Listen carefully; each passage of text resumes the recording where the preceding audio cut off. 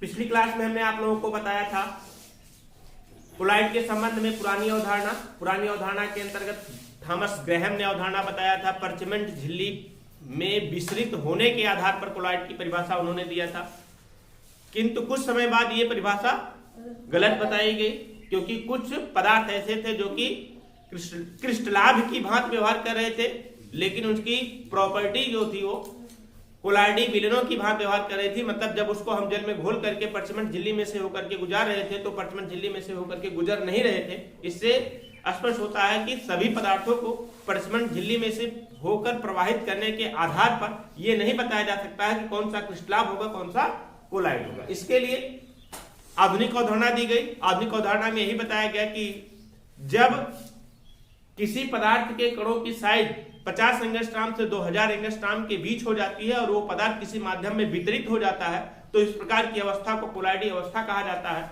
इस अवस्था में दो प्रावस्थाएं होती है, एक प्रक्षिप्त प्रावस्था, दूसरा प्रक्षेपण माध्यम। जो वितरित होता है उसे प्रक्षिप्त प्रावस्था और जिसमें वितरित होता है उसे क्या कहते हैं हम?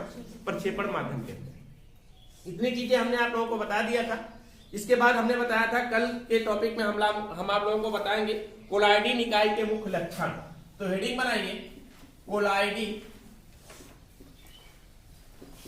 निकाय के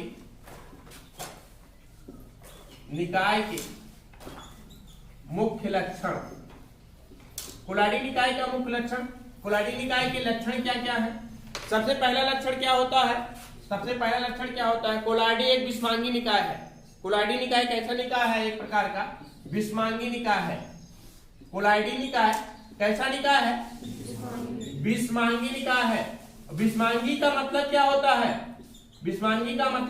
है? इसमें दो प्रावस्थाएं होती हैं। एक प्रावस्था कौन सी होती है? प्रक्षिप्त प्रावस्था। कौन सी प्रावस्था होती है? प्रक्षिप्त प्रावस्था। दूसरा कौन सा होता है आपका? परिक्षेपण माध्यम। कौन सा होता है? प्रक्षेपण माध्यम। तो पहला लक्षण यही है कोलॉइडी निकाय का। कोलॉइडी निकाय एक विस्मांगी निकाय है। विस्मांगी निकाय का मतलब कि जिसमें दो प्रावस्थाएं अलग अलग हो। ध्यान दीजिए, जैसे यदि हम नमक को जल में घोल दें तो उसमें दोनों प्रावस्थाएं अलग अलग नहीं दिखती हैं, तो उसको हम क्या कहते हैं? समांगी निकाय कहेंगे। लेकिन एक ऐसा निकाय होता है एक प्रकार का विस्मांगी निकाय होता है, मतलब इसमें दोनों प्रावस्थाएं अलग अलग होती हैं। दूसरा लक्षण प्रक्षिप्त प्रावस्था, अर्थात जो वितरित होता है उसके कणों की साइज कितनी होती है? प्रक्षिप्त प्रावस्था मतलब वितरित होने वाली प्रावस्था। प्रक्षिप्त का मतलब होता है क्या? वितरित। प्रक्षिप्त प्रावस्था के कणों की साइज कितनी होती है? 50 एंगस्ट्रॉम से 2000 एंगस्ट्रॉम की रेंज में होती है। 50 एंगस्ट्रॉम से 2000 एंगस्ट्रॉम की रेंज में होती है। अगला, कोलॉइडी कण सूक्ष्मदर्शी द्वारा नहीं दिखते हैं। विशेष ध्यान दीजिएगा। अगला लक्षण कौन सा होता है? कोलॉइडी कण जो होते हैं, कोलॉइडी कण किसके द्वारा नहीं देख सकते हैं? उन्हें हम सूक्ष्मदर्शी के द्वारा नहीं देख सकते हैं। सूक्ष्मदर्शी से नहीं दिखते, सूक्ष्मदर्शी के द्वारा नहीं देख सकते हैं। अगला लक्षण क्या होता है? यदि हम देखें कोलॉइडी कणों को परचमेंट झिल्ली में से होकर के गुजारे, तो क्या कोलॉइडी कण परचमेंट झिल्ली में से होकर के प्रवाहित हो सकते हैं? नहीं हो सकते हैं। कोलॉइडी कण परचमेंट झिल्ली में से परचमेंट झिल्ली से प्रवाहित नहीं होते हैं। कोलॉइडी कण परचमेंट झिल्ली में से होकर के गुजरते नहीं हैं, प्रवाहित नहीं होते। कोलॉइडी कणों पर धनावेश या ऋणावेश होता है। विशेष ध्यान दीजिएगा, जब किसी भी पदार्थ का कोलॉइडी विलयन बनेगा और वो कोलॉइडी विलयन बनने के बाद वो पदार्थ किसी माध्यम में वितरित रहेगा, तो उन कणों के ऊपर कौन सा आवेश होगा? या तो धनावेश होगा या तो ऋणावेश होगा। अगला लक्षण क्या होता है आपका? कोलॉइडी कण क्या होते हैं? धनावेशित या क्या होते हैं? ऋणावेशित होते हैं। कोलॉइडी कण धनावेशित या ऋणावेशित होते हैं और इसी धनावेश या ऋणावेश होने के कारण कोलाडी कण विद्युत क्षेत्र में गमन करने लगते हैं। अभी आगे बताया जाएगा किस तरीके से गमन करते हैं। कोलाडी कणों पर या तो धनावेश होगा या तो ऋणावेश होगा। देखिए, एक समान प्रकार के कोलाडी कणों पर समान प्रकार का आवेश होगा। जैसे गोल्ड का कोलाडी विलयन बना हुआ है तो गोल्ड के कोलाडी विलयनों पर यह धनावेश है, कोलाडी कण पर धनावेश है, तो समस्त कोलाडी कणों पर कौन सा आवेश होगा? धनावेश होगा। और किसी दूसरे पदार्थ का कोलाडी विलयन बना हुआ है, यदि उसके समस्त कणों पर ऋणावेश होगा, उसके समस्त कणों पर ऋणावेश होगा। इस तरीके से कोलाडी कणों को दो भागों में विभाजित किया जा सकता है, एक धनावेशित कोलाइड और दूसरा ऋणावेशित कोलाइड। मतलब ऐसा कोलाइड जिसके समस्त कणों पर कौन सा आवेश होता है? धनावेश होता है, उसे धनावेशित कोलाइड। और ऐसा कोलाइड जिसके समस्त कणों पर ऋणावेश होता है उसे क्या कहते हैं? ऋणावेशित कोलाइड कहते हैं। तो कोलाडी कणों पर क्या होता है? धनावेश होता है या ऋणावेश होता है। और देखिए, कोलाडी कणों का कुल पृष्ठीय क्षेत्रफल, लास्ट लक्षण, कोलाडी कणों का कुल पृष्ठीय क्षेत्रफल बहुत अधिक होता है। कोलाडी कणों का कुल पृष्ठीय क्षेत्रफल बहुत अधिक होता है। कुल पृष्ठीय क्षेत्रफल क्या होता है? कुल पृष्ठीय क्षेत्रफल अधिक होता है। और पृष्ठीय क्षेत्रफल अधिक होने के कारण इसमें अधिशोषण का गुण पाया जाता है। अधिशोषण का गुण पाया जाता है। अधिशोषण का मतलब क्या हुआ कि कण के ऊपर कोई दूसरे पदार्थ के कण आकर के क्या हो जाते हैं? अधिशोषित हो जाते हैं। कोलाडी कणों के मुख्य लक्षण क्या क्या मुख्य लक्षण होता है कोलाडी कणों का? सबसे पहला कोलाडी कण, कोलाडी निकाय क्या होते हैं? विस्मांगी निकाय होते हैं। विस्मांगी निकाय का मतलब इसमें दो प्रावस्थाएं होती है, एक प्रच्छिद प्रावस्था, दूसरा प्रक्षेपण माध्यम। कोलाडी प्रावस्था के कणों की साइज अर्थात कोलाडी कणों में उपस्थित प्रच्छिद प्रावस्था के कणों की साइज, प्रच्छिद प्रावस्था का मतलब जो वितरित होते हैं उनके कणों की साइज होती है 50 एंगस्ट्रॉम से 2000 एंगस्ट्रॉम के बीच। कोलाडी कण को हम सूक्ष्मदर्शी के द्वारा नहीं देख सकते हैं। कोलाडी कण पश्चिम झिल्ली से होकर के प्रवाहित नहीं होते, मतलब पश्चिम झिल्ली से होकर के एक तरफ से दूसरी तरफ नहीं जाते हैं। कोलाडी कण धनावेशित या ऋणावेशित होते हैं, मतलब कोलाडी कणों पर या तो धनावेश होगा या तो ऋणावेश होता है। और कोलाडी कणों का कुल पृष्ठीय क्षेत्रफल अधिक होता है। और जब कुल पृष्ठीय क्षेत्रफल अधिक होता है इसलिए उसमें कौन सा गुण पाया जाता है? अधिशोषण का गुण पाया जाता है। तो हेडिंग बनाइए, कोलाडी निकाय के मुख्य लक्षण। नंबर 1, कोलाडी निकाय एक विस्मांगी निकाय है। कोलाडी निकाय एक विस्मांगी निकाय है।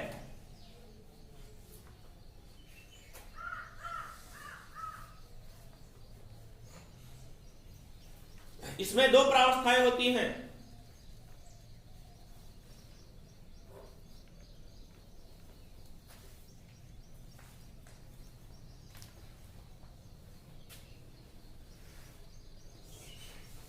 नंबर 1 प्रच्छिद प्रावस्था, नंबर 2 प्रक्षेपण माध्यम।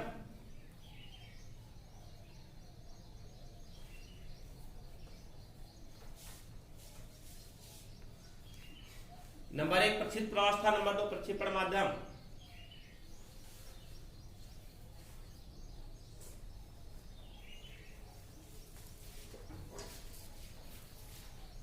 दूसरा लक्षण लिखिए, प्रच्छिद प्रावस्था के कणों की साइज, प्रच्छिद प्रावस्था के कणों की साइज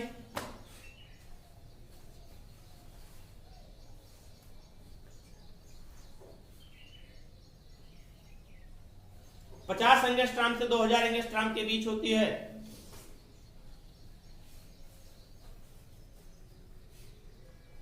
एंगस्ट्रॉम से 2000 एंगस्ट्रॉम के बीच होती है।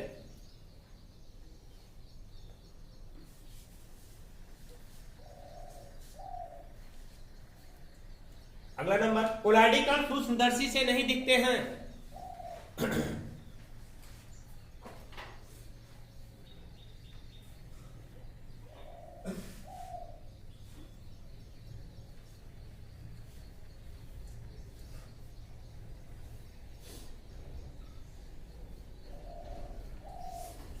अगला नंबर, कोलाडी कण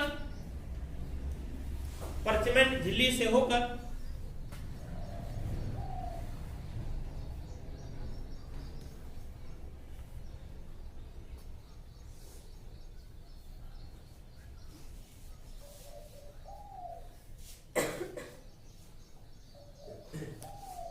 परचमेंट झिल्ली से होकर प्रवाहित नहीं होते।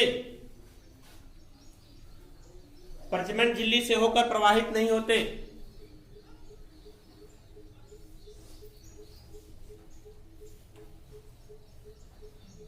अगला नंबर, कोलाइडी कणों पर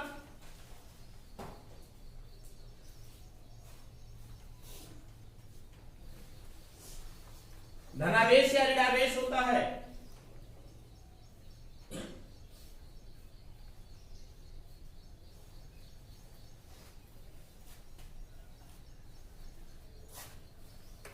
अगला नंबर, कोलाइडी कणों का कुल पृष्ठीय क्षेत्रफल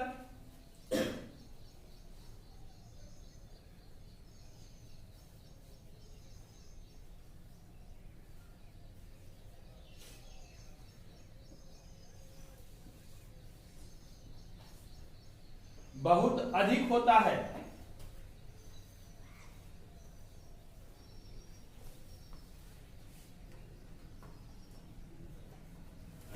जिसके कारण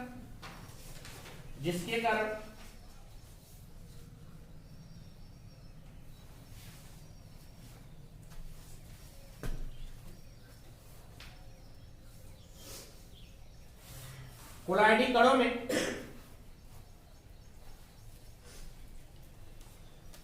अधिशोषण का गुण पाया जाता है। अधिशोषण का गुण पाया जाता है।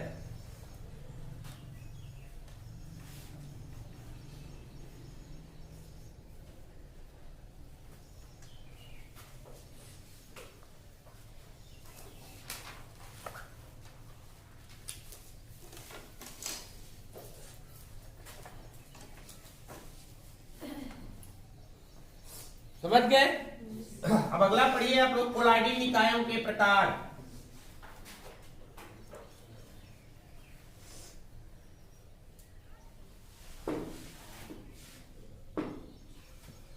कोलाइडी निकायों के प्रकार।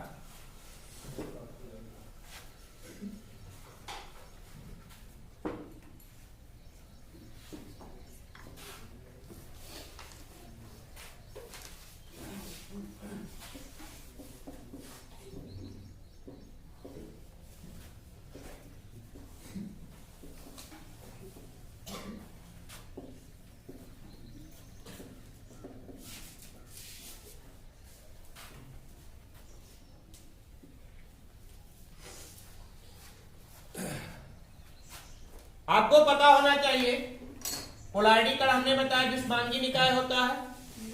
इसमें दो प्रावस्थाएं होती हैं। एक तो होता है कौन सा आपका प्रक्षिप्त प्रावस्था, प्रक्षिप्त प्रावस्था, और दूसरा होता है क्या आपका परिक्षेपण माध्यम। अभी तक आप लोगों को बार बार एक चीज दिमाग में आ रही होगी, प्रक्षेपण माध्यम मतलब कि जिसमें घोला जाता है, और प्रक्षिप्त प्रावस्था का मतलब जिसको घोला जाता है।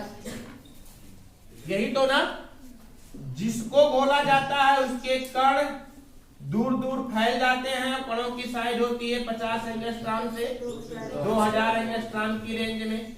और एक सतत प्रावस्था होती है जिसे कहते हैं क्या हम प्रक्षेपण माध्यम, मतलब जिसमें वो वितरित होता है। आपके दिमाग में बार बार एक पॉइंट आ रहा होगा कि जिसको घोला जाता है अर्थात जिसके कणों की साइज प्रक्षेपण माध्यम में जाकर के 50 एंगस्ट्रॉम से 2000 एंगस्ट्रॉम की रेंज में हो जाता है, वो सदैव ठोस होगा। आपके दिमाग में ये चीजें आ रही होंगी, वो सदैव कैसा होगा, ठोस होगा। और जिसमें डिजॉल्व किया जाता था, जो एक सतत प्रावस्था होती है, वो सदैव क्या होगा, द्रव होगा। लेकिन नहीं, ऐसा संभव नहीं है कि जो प्रक्षिप्त प्रावस्था हो वो ठोस हो और प्रक्षेपण माध्यम हो वो द्रव हो। नहीं होता ऐसा।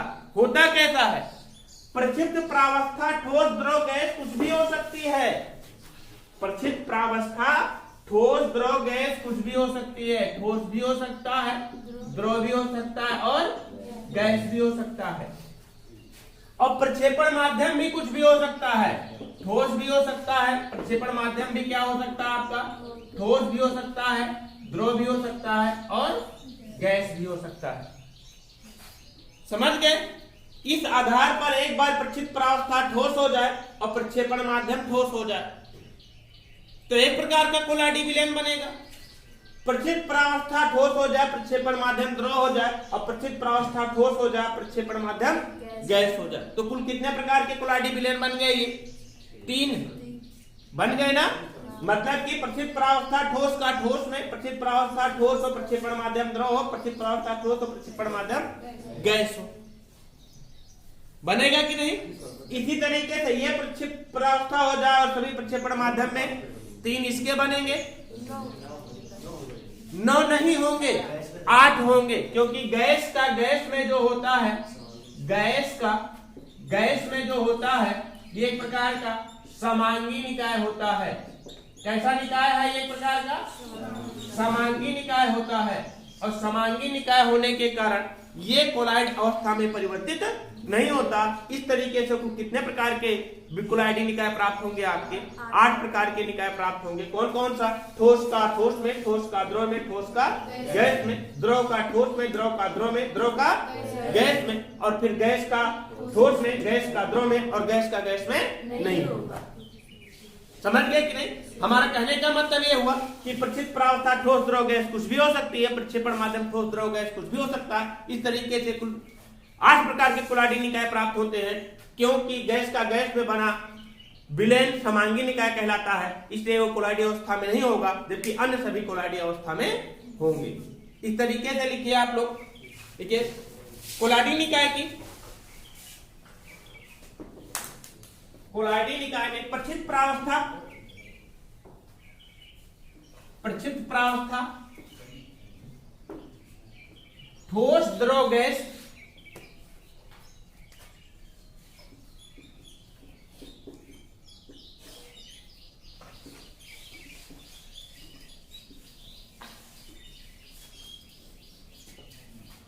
ठोस द्रव गैस हो सकती है।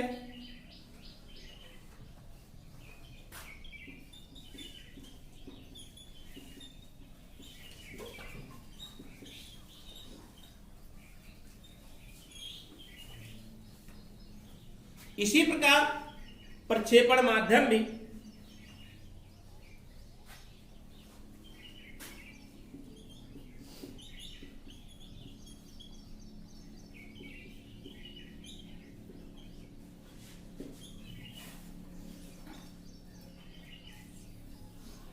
ठोस द्रव गैस हो सकता है, कुछ भी हो सकता है, ठोस द्रव गैस हो सकता है।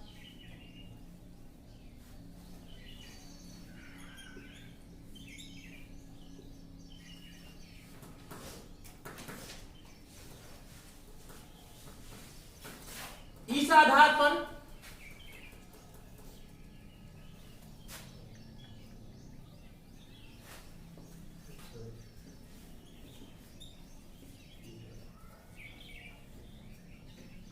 कोलॉइडी निकाय कुल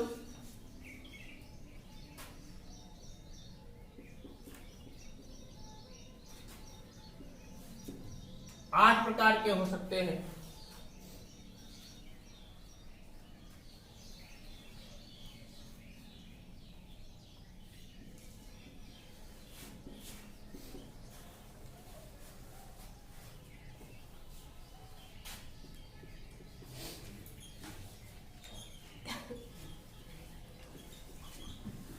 क्योंकि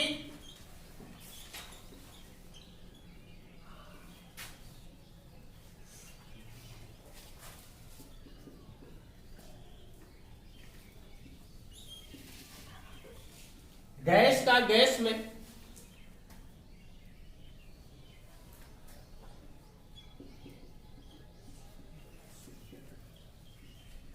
एक समांगी निकाय होता है।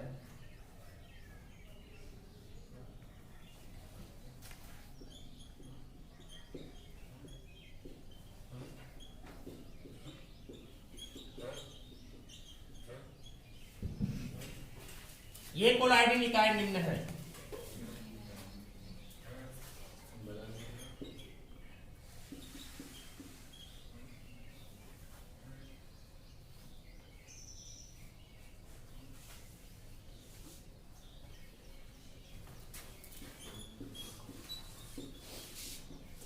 इसको नोट करिए।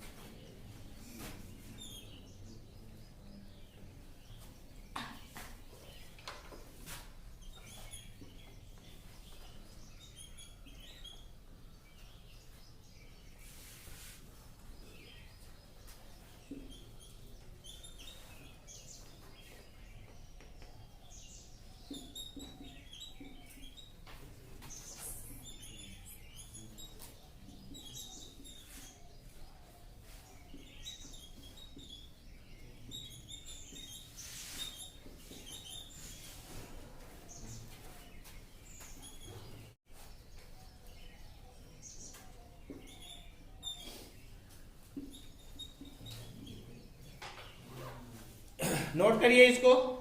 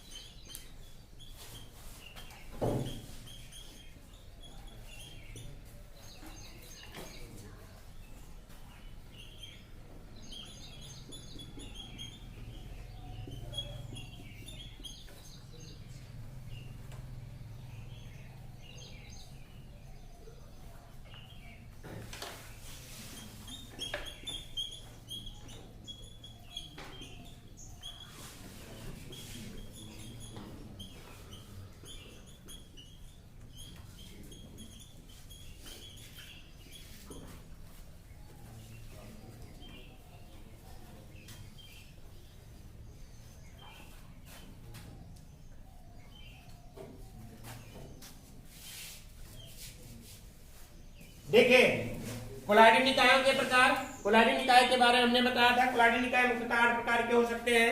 पहला गैस का प्रक्षेप प्रावस्था गैस और प्रक्षेपण माध्यम द्रव, तो कोलाइडल निकाय का नाम होगा झाग या फेन। नाम इसका होगा जब प्रक्षेप प्रावस्था क्या हो, गैस हो, और गैस डिजॉल्व हो अर्थात गैस वितरित हो किसमें, द्रव में, और इस गैस के कणों की साइज 50 एंगस्ट्रॉम से 2000 एंगस्ट्रॉम के बीच में हो, है ना, और ये सतत प्रावस्था हो, तो जो नाम होगा उसे झाग या फेन बोलेंगे।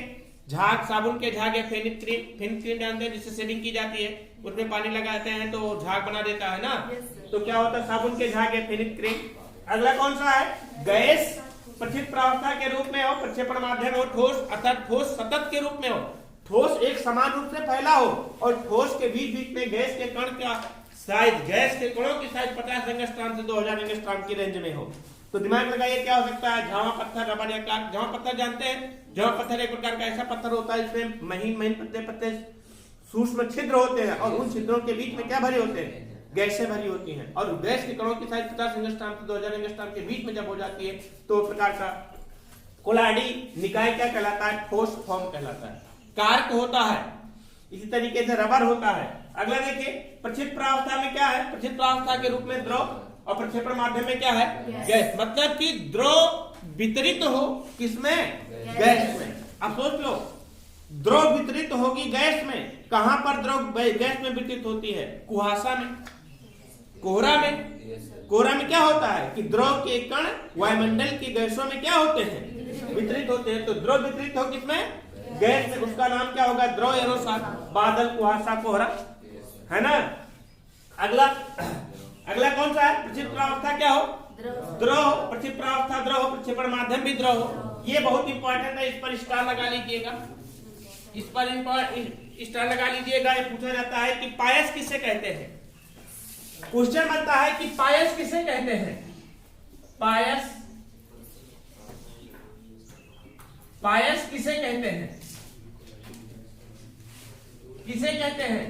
लिखोगे पायस एक ऐसा कोलाइडी निकाय होता है, पायस एक ऐसा कोलाइडी निकाय होता है जिसमें प्रक्षेप प्रावस्था और प्रक्षेपण माध्यम दोनों किस अवस्था में होते हैं? द्रव अवस्था में होते हैं। प्रक्षेपण माध्यम भी द्रव अवस्था में हो और प्रक्षेप प्रावस्था भी द्रव अवस्था में हो, उसे क्या कहा जाता है?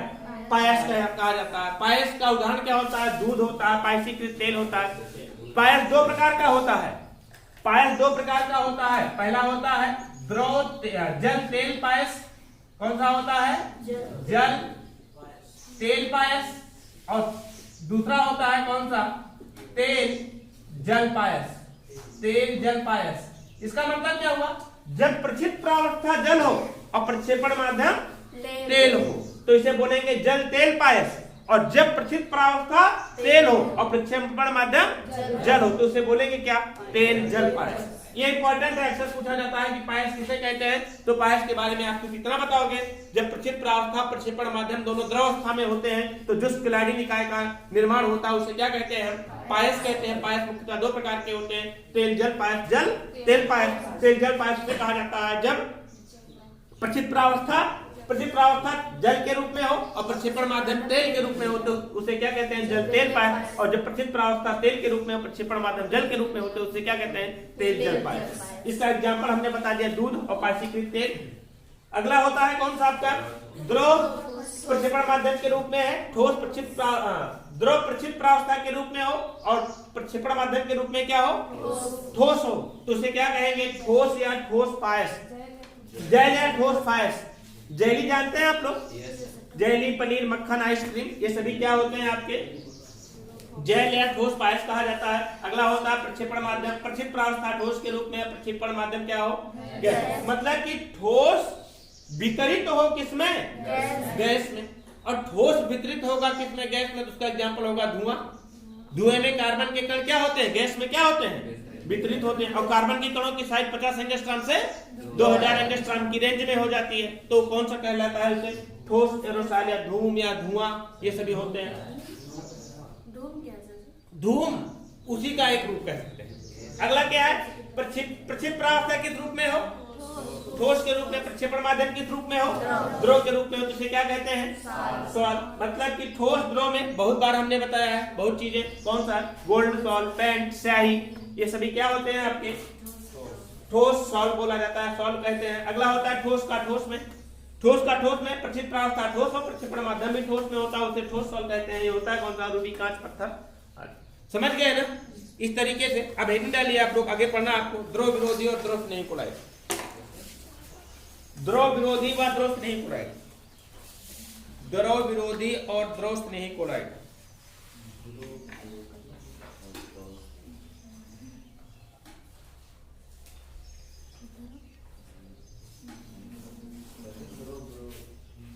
द्रव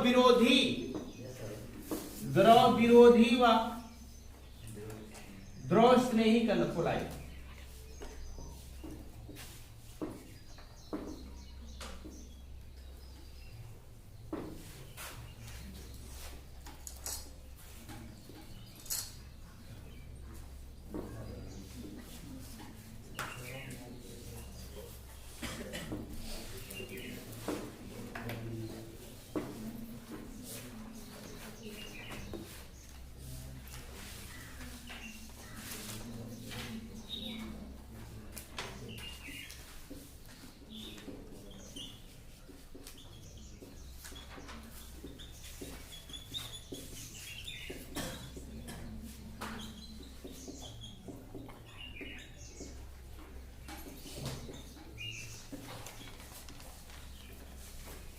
द्रव विरोधी और द्रव स्नेही कोलाइड। देखिए, प्रक्षेपण माध्यम के प्रति व्यवहार करने के आधार पर, प्रक्षेपण माध्यम के प्रति व्यवहार करने के आधार पर कोलाइडी पदार्थों को दो भागों में या कोलाइडी को दो भागों में विभाजित किया गया है। कितने भागों में विभाजित किया गया है? दो भागों में विभाजित किया गया। पहला कौन सा होता है आपका? द्रव विरोधी कोलाइड। पहले यहां पर पढ़िए आप लोग द्रव स्नेही। द्रव स्नेही कोलाइड, द्रव स्नेही कोलाइड। और दूसरा कौन सा होता है आपका? द्रव विरोधी कोलाइड। ध्रुव विरोधी कोलाइड। नाम से स्पष्ट है, हमने बताया किसके आधार पर, प्रक्षेपण माध्यम के प्रति व्यवहार करने के आधार पर। मतलब कि ऐसा पदार्थ जो प्रक्षेपण माध्यम के संपर्क में आने से तुरंत वो पदार्थ किसके रूप में परिवर्तित हो जाए, कोलाइड अवस्था के रूप में परिवर्तित हो जाए, अर्थात उसके कणों की साइज अपने आप से 50 एंगस्ट्रॉम से 2000 एंगस्ट्रॉम के बीच में हो जाए, उसमें कोई क्रियाएं ना करने पड़े, तो इस प्रकार के पदार्थ को कौन सा पदार्थ कहते हैं, द्रव स्नेही पदार्थ कहा जाता है। तथा इस प्रकार के बने कोलाइड को कौन सा कोलाइड कहा जाता है, द्रव स्नेही कोलाइड कहा जाता है। जैसे गोंद, जिलेटिन, ग्लू एक प्रकार का पदार्थ है। ये सभी ये सब क्या होता है, प्रक्षेपण माध्यम के संपर्क में इनको जैसे ले आते हैं, मतलब जल में जैसे इनको हम डिजॉल्व करते हैं, जल में जैसे इनको हम इन सबको जब जल में हम डिजॉल्व करते हैं, इन सबको जल में घोलते हैं, तो आसानी से किसी एक पदार्थ को, जैसे गोंद को हमने जल में घोला तो गोंद के कणों की साइज कितनी हो जाएगी, अपने आप से 50 एंगस्ट्रॉम से 2000 एंगस्ट्रॉम के रेंज में हो जाएगी। यहाँ पर उसमें कोई परिवर्तन नहीं करना पड़ेगा, थोड़ा सा हिलाना मात्र पड़ेगा बस, और इन कणों की साइज अपने आप हो जाएगी 50 एंगस्ट्रॉम से 2000 एंगस्ट्रॉम के बीच में, और कण आसानी से वितरित हो जाएंगे। तो इस प्रकार के कोलाइड को कौन सा कोलाइड कहेंगे हम, द्रव स्नेही कोलाइड। अर्थात ऐसा कोलाइड जो प्रक्षेपण माध्यम के संपर्क में आने से, ऐसा कोलाइड या ऐसा पदार्थ जो प्रक्षेपण माध्यम के संपर्क में आने से आसानी से कोलाइड अवस्था में परिवर्तित हो जाता है, उसमें कोई प्रक्रिया नहीं करनी पड़ती है, तो उसे हम क्या कहते हैं, द्रव स्नेही कोलाइड कहा जाता है। तथा इस प्रकार के पदार्थ को द्रव स्नेही पदार्थ कहा जाता है, जैसे गोंद, जिलेटिन, ग्लू इत्यादि। और यहीं पर अगर प्रक्षेपण माध्यम जल ही हो, किसी दूसरा माध्यम ना हो, सिर्फ क्या ले लिया जाए, जल ले लिया जाए, तो प्रक्षेपण माध्यम में जल के रूप में होता है, तो उसे हम क्या कहेंगे, जल स्नेही कोलाइड कहेंगे। क्या कहेंगे, जल स्नेही कोलाइड कहेंगे। इसका विपरीत दूसरे प्रकार का पदार्थ, ऐसा पदार्थ जो प्रक्षेपण माध्यम के संपर्क में आने से आसानी से कोलाइड अवस्था में परिवर्तित ना हो, जैसे गोल्ड हुआ, सिल्वर हुआ, ये सभी ऐसे पदार्थ हैं, इनको हम किसी प्रक्षेपण माध्यम में ले आए, किसी प्रक्षेपण माध्यम में डाल के छोड़ दें, तो इनके कण अपने आप से कोलाइड साइज के कणों में परिवर्तित नहीं होते। उनको कोलाइड साइज के कणों में परिवर्तित करने के लिए उन पर विशेष प्रकार की प्रक्रियाएं करनी पड़ती हैं। तो इस प्रकार के पदार्थ को कौन सा पदार्थ कहा जाता है, द्रव स्नेही पदार्थ कहा जाता है। इस प्रकार का कोलाइड बना भी लिया जाता है, ध्यान दीजिएगा, इस प्रकार का कोलाइड किसी भी माध्यम से बना लिया जाता है। तो इस प्रकार के बना कोलाइड कौन सा होता है, आपका द्रव विरोधी कोलाइड होता है। और यदि प्रक्षेपण माध्यम किसी अन्य चीज को न लेकर के, किसी अन्य पदार्थ को न लेकर के जल को ही ले लिया जाए, किसको ले लिया जाए, जल को ही ले लिया जाए, तो इसे हम क्या कहेंगे, जल विरोधी कोलाइड अर्थात जल विरोधी पदार्थ कहा जाता है। एक बात फिर से समझिए द्रव विरोधी और द्रव स्नेही कोलाइड के बारे में। ऐसा पदार्थ द्रव स्नेही व द्रव विरोधी कोलाइड के बारे में जानिए। ऐसा पदार्थ जो प्रक्षेपण माध्यम के संपर्क में आने मात्र से आसानी से कोलाइड अवस्था में परिवर्तित हो जाता है, तो इस प्रकार के पदार्थ को द्रव स्नेही पदार्थ तथा इस प्रकार के बने कोलाइड विलेन को द्रव स्नेही कोलाइड विलेन कहा जाता है, जैसे गोंद, जिलेटिन, ग्लू इत्यादि। और द्रव विरोधी कोलाइड किसे कहते हैं, ऐसा पदार्थ जो प्रक्षेपण माध्यम के संपर्क में आने से, प्रक्षेपण माध्यम के संपर्क में आने से आसानी से कोलाइड अवस्था में परिवर्तित नहीं होता है, तो इस प्रकार के पदार्थ को द्रव विरोधी पदार्थ तथा इस प्रकार से बने कोलाइड विलेन को कौन सा कोलाइड विलेन कहा जाता है, द्रव विरोधी कोलाइड विलेन कहा जाता है। यदि प्रक्षेपण माध्यम किसी अन्य चीज का ना होकर के सिर्फ क्या हो जाए, जल हो जाए, तो इसे कहा जाएगा आपको द्रव स्नेही कोलाइड को कहा जाएगा क्या, जल स्नेही कोलाइड। और द्रव विरोधी कोलाइड को क्या कहा जाएगा, जल विरोधी कोलाइड। समझ गए, द्रव विरोधी द्रव स्नेही कोलाइड समझ गए अच्छे से। बस इतना ही पढ़ना है, बहुत इंपॉर्टेंट है। पूछा जाता है कि द्रव स्नेही कोलाइड द्रव विरोधी कोलाइड कहते किसे हैं, या ये पूछा जाता है आपको जल स्नेही या जल विरोधी कोलाइड किसे कहा जाता है। समझ गए ना, तो लिखिए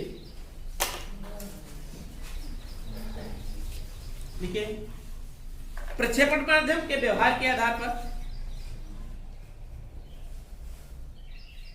प्रक्षेपण माध्यम के व्यवहार के आधार पर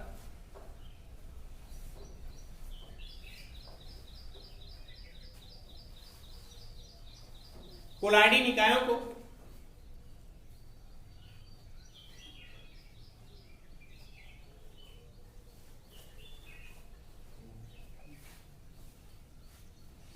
दो भागों में विभाजित किया जाता है।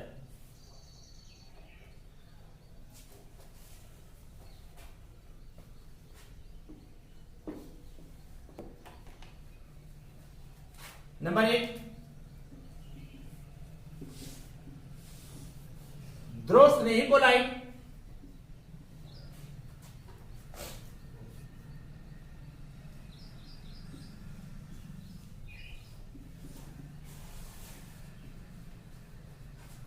नंबर 2 ध्रुव विरोधी कोलाइट।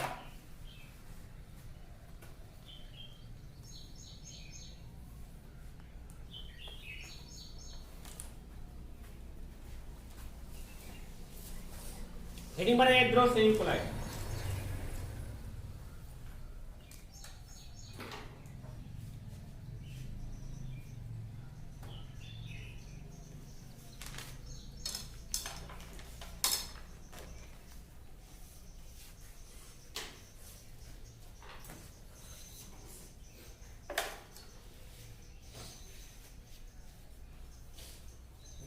ऐसा पदार्थ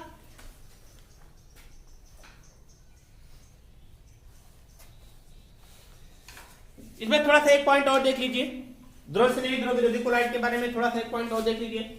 ध्रुव स्नेही कोलाइट जब कोलाइडी विलयन में परिवर्तित हो जाता है, ध्रुव स्नेही कोलाइट जब कोलाइडी विलयन में परिवर्तित हो जाता है, कोलाइडी विलयन में परिवर्तित होने के बाद इसमें थोड़ा सा वैद्युत अपघट्ट की मात्रा डाल दें। वैद्युत अपघट्ट जानते हैं, वैद्युत अपघट्ट के बारे में हमने बताया कई बार। वैद्युत अपघट्ट की मात्रा डाल देते हैं तो इस प्रकार का कोलाइड आसानी से अवक्षेपित नहीं होता, इस प्रकार का कोलाइड आसानी से अवक्षेपित नहीं होता। जबकि ये कौन सा ध्रुव विरोधी कोलाइड में वैद्युत अपघट्ट की थोड़ी सी मात्रा डाल देने पर, ध्रुव विरोधी कोलाइड में वैद्युत अपघट्ट की थोड़ी सी मात्रा डाल देने पर यह पदार्थ आसानी से अवक्षेपित हो जाता है। और समझिए ध्रुव विरोधी कोलाइड ध्रुव स्नेही कोलाइड के अवक्षेपण प्रक्रिया होने के उपरांत इसे पुनः कोलाइड अवस्था में परिवर्तित किया जा सकता है। इसका अवक्षेपण कर लिया जाए वैद्युत अपघट्ट डाल करके इसे पुनः कोलाइड अवस्था में परिवर्तित किया जा सकता है, इसे पुनः कोलाइड अवस्था में परिवर्तित किया जा सकता है, जबकि इसे पुनः कोलाइड अवस्था में परिवर्तित नहीं किया जा सकता। अर्थात ये एक प्रकार का कैसा परिवर्तन है, उत्क्रमणीय कोलाइड है। मतलब एक बार कोलाइड बनाया गया और वैद्युत अपघट्ट डाल करके अवक्षेपित किया गया और उस अवक्षेपण से पुनः कोलाइड का निर्माण किया गया। और इसमें क्या होता है, एक बार कोलाइड बना लिया गया, वैद्युत अपघट्ट डाला गया और अवक्षेपण कर लिया गया और फिर अवक्षेपण के बाद उसे कोलाइड अवस्था में परिवर्तित नहीं किया गया। अर्थात इस प्रकार का कैसा प्रक्रम है, अनुत्क्रमणीय परिवर्तन है, जबकि एक प्रकार का कैसा है ये उत्क्रमणीय। समझ गए? तो लिखिए क्या क्या लिखे। ऐसा पदार्थ दो प्रक्षेपण माध्यम के साथ आसानी से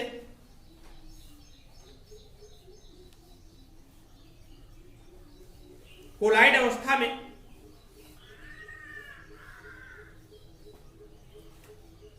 परिवर्तित हो जाता है।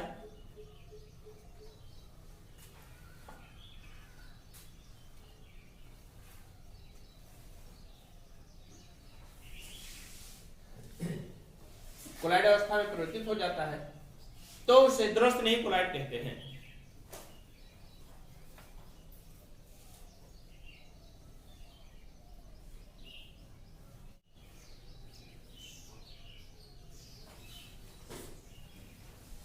ध्रुव स्नेही कोलाइड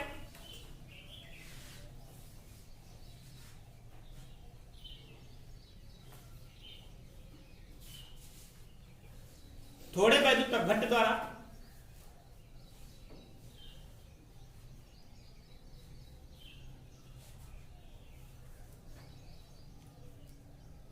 आसानी से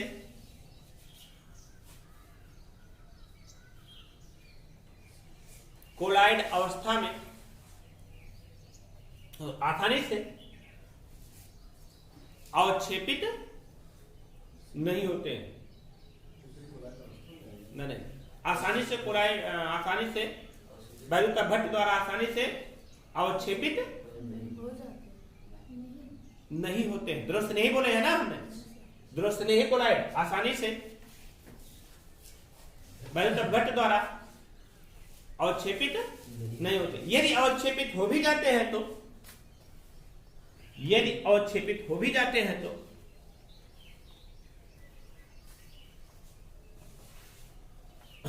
उन्हें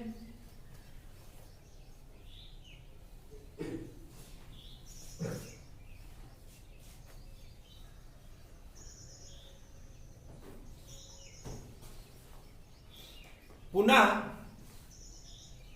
कोलाइड अवस्था में परिवर्तित किया जा सकता है। उन्हें पुनः कोलाइड अवस्था में परिवर्तित किया जा सकता है।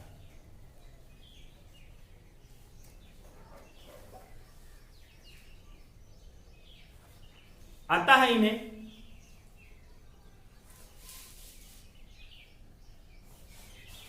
उत्क्रमणीय सॉल या उत्क्रमणीय कोलाइड कहते हैं। अतः इन्हें उत्क्रमणीय कोलाइड कहते हैं।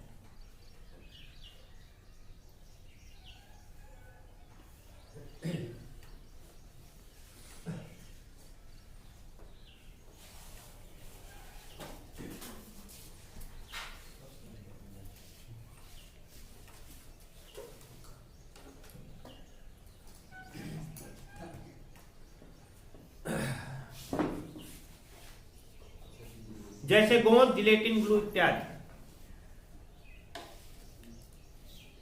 गोंद, जिलेटिन, ग्लू इत्यादि।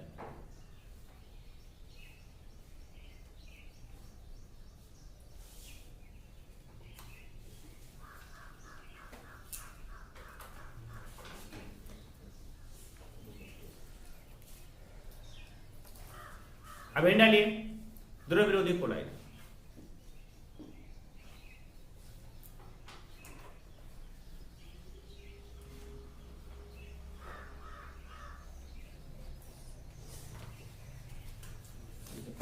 ऐसा पदार्थ जो प्रक्षेपण माध्यम के संपर्क में आने से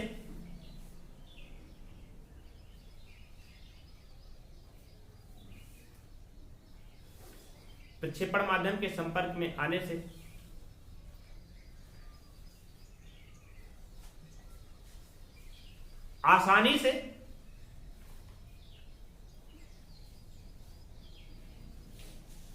कोलाइड अवस्था में परिवर्तित नहीं होते हैं,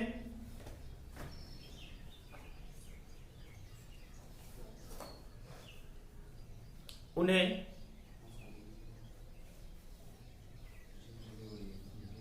आसानी से कोलाइड अवस्था में परिवर्तित नहीं होते हैं, उन्हें द्रव विरोधी कोलाइड कहते हैं।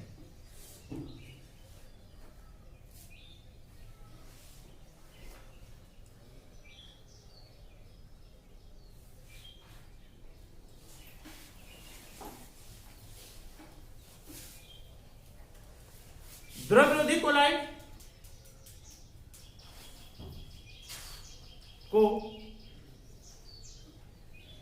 वैद्युत अपघट्ट, थोड़े वैद्युत अपघट्ट द्वारा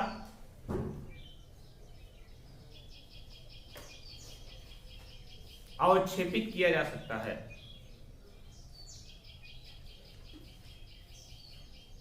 अवक्षेपित किया जा सकता है और इनके अवक्षेप को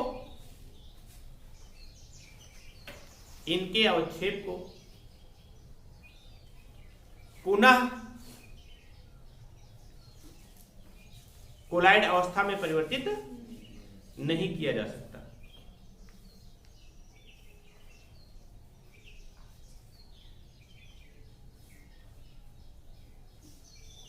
अतः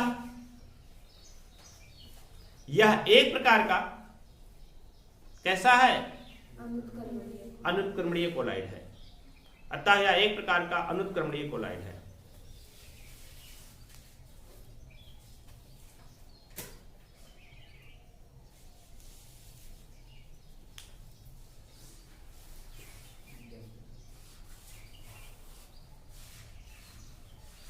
स्टार लगाइए। वही बताएंगे हम। प्रक्षेपण माध्यम जल होने पर इन्हें क्रमशः जल स्नेही और जल विरोधी कोलाइड कहते हैं। लिखिए, प्रक्षेपण माध्यम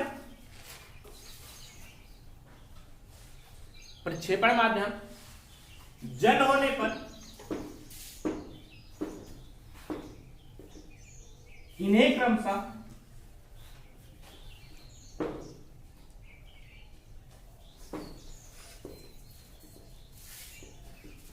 जल स्नेही व जल विरोधी कोलाइड कहते हैं। इन्हें क्रमशः जल स्नेही व जल विरोधी कोलाइड कहते हैं।